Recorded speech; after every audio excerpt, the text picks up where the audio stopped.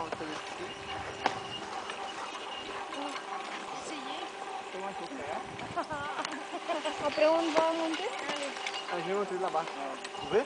Non, vous savez ou pas Juliette disait. Oui, elle a dit qu'il y a quelque chose là-bas, mais je ne sais pas si vous allez là-bas pour manger, pour voar. Mais qu'est-ce qu'on fait? Eu saí bolando, pô, lá de cima. De 2 telinhas que eu peguei. Esse carinha passou por mim 10 vezes.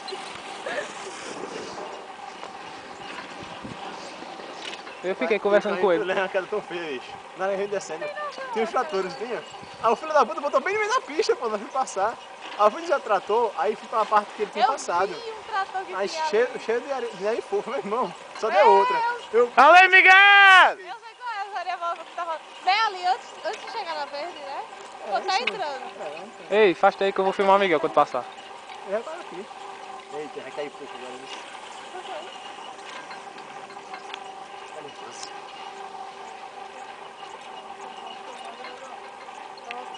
Ele volta as pernas todas abertas, ó. Mas é o certo, pô. Ele aí tá freando só. Não junta assim não. É porque ele tá freando. Mas não é assim que freia, não. Ô Bruno, eu não consigo girar os dois. Uhul! Me ensina. Uhul! Tu nem? Me ensina. Pô, né, Júlia? Ele ficasse na frente. Porra, né, Júlia? E eu sabia? Afaste! Você me ama, pequenininho. Miguel! Aê, dá um tchauzinho. Monsieur, là-bas. Dan! Vidéo! Bien, bien, bien. Ça va? Dan! Ça va? Ça va? Vidéo?